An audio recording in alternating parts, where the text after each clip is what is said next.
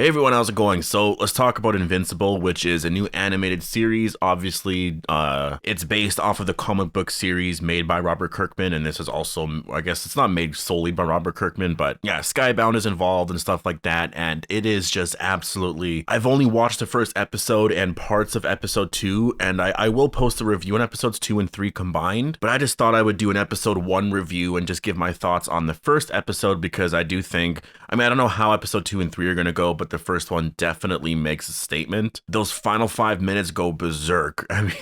I wasn't expecting that. And I should clarify that I'm not really aware of the Invincible comic series. Like, I know of it, obviously I know of it, but I haven't read the Invincible comic series. So I would be interested in actually reading all of it now that the show is out and just kind of comparing all of it. So I think I'm gonna see how I can do that over the next couple of days, go to my comic shop and stuff and see if they have anything, or just find a way that I can check this out. Because yeah, this series absolutely blew me away. Of course, before we go any further, I do have to warn you for spoilers for the first episode of the series, and yeah, that's basically it. I do plan on reviewing every single episode of the series, at least for season 1. We'll see where season 2 goes. Obviously, if I'm really interested in the show and the show is doing really good, I will review it for season 2 if they plan on doing a season 2. I'm not sure if this is like a limited series thing, or if this is just season 1. Like, I don't really know, but I like what I see so far. So depending on how it ends and depending on what they do, I would hope that there is a season 2. Now, I imagine some of you are here because of a lot of the Walking Dead content that I do post, and so you also most likely know of Invincible and stuff because you've read the Walking Dead comics and etc. Well, there's a lot more of the Walking Dead world in Invincible. Like, literally, tons of the actors and actresses play a role in this, and it's pretty crazy. Like, Steven Yeun, obviously he plays the main character, which is awesome. Obviously he played Glenn on The Walking Dead, so it's cool to have Glenn back in some way involving Robert Kirkman again. So yeah, he's playing Mark Grayson. Obviously he's Invincible. You do have J.K. Simmons, who is playing Nolan Grayson, who is Omni-Man. That's Mark Grayson, or Invincible's father. I won't go into all of those cast members yet, but the cast members who are from The Walking Dead, we have Kari Payton. Obviously, as I said, Steven Yeun already, but we have Kari Payton. We have Lauren Cohen, Sonequa Martin Green,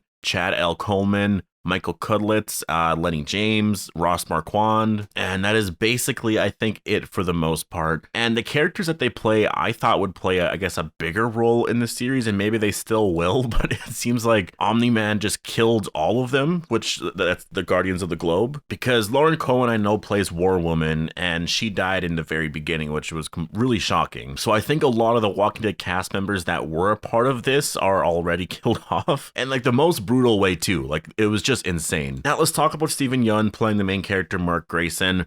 I like this character. I really do. And I was a little skeptical going into this show because I wasn't just going to like it just because it's made by Robert Kirkman, who's made like my favorite show ever and made one of the best zombie genre comics of all time, right? But I was still worried just because I didn't really know, like, I didn't know too much about the Invincible franchise, and I thought that it would feel a little too close to The Boys, and that it was just being made just for the sake of just something else to come out. I don't know. I wasn't sure if I was going to like it or not, but regardless of that final scene sold me on it for sure. But it was within the first 10, 15 to like 20 minutes around there where I love the animation style. I do. And I love Mark Grayson as a character. I think he is extremely likable. The premise of this is that he's a teenager. He's about 17. He doesn't have powers yet. His dad obviously is Omni-Man, who he's like the Superman of this world. He's the strongest superhero on Earth. His father is from a planet called Viltrum, which is basically a planet of superheroes, and once you become of age,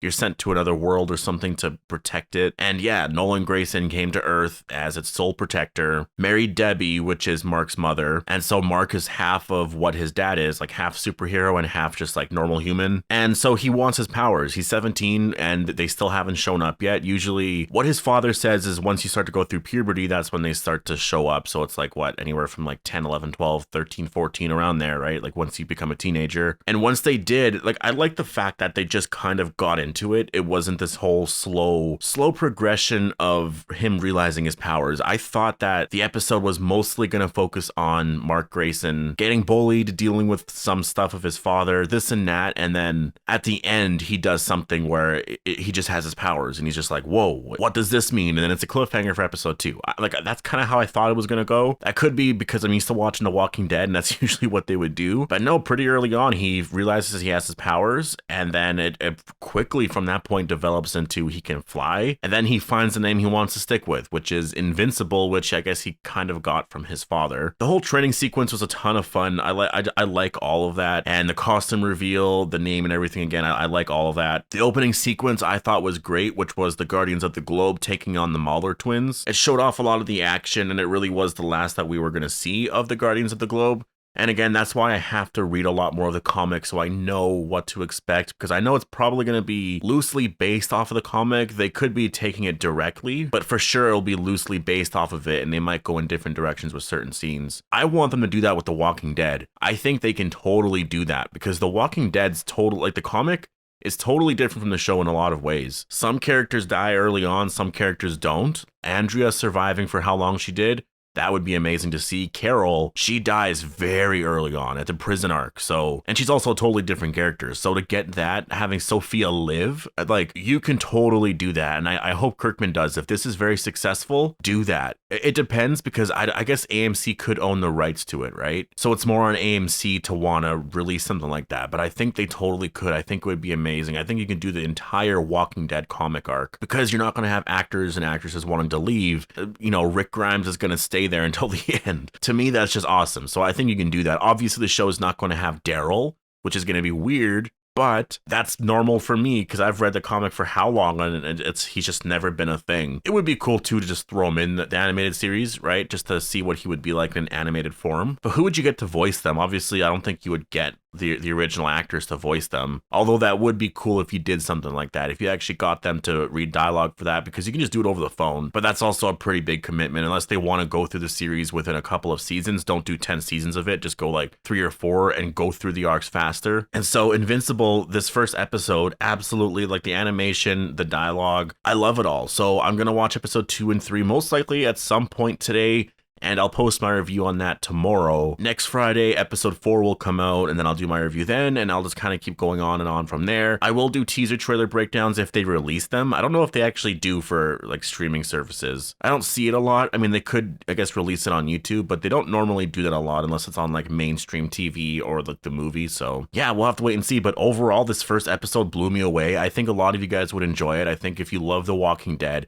if you miss Stephen Yeun and you like Robert Kirkman's storytelling, you are going to like this episode and this series, I think. Watch the first episode if you have Prime Video. Just give it a chance, and I think you're going to like it, especially if you like animation and stuff and you want something else to watch. Like, I don't watch a lot of anime. I know my brothers do. Like, they're really, like, they watch a lot of anime. I've just never really gotten into it. I've never really given it a chance. I've watched some of it and I've really liked it. I just never really got into it. And this is an anime, although you can kind of see some inspiration there, but it's not anime. It's just an animated series. There's a different tone to it. So yeah, I think you'll like it. I think you'll like the fact that you can hear Stephen Yeun's voice, and he's the main character, and it's just really awesome to see. So yeah, post all your thoughts down below if you have watched this episode already, and I'll see you guys in the next one.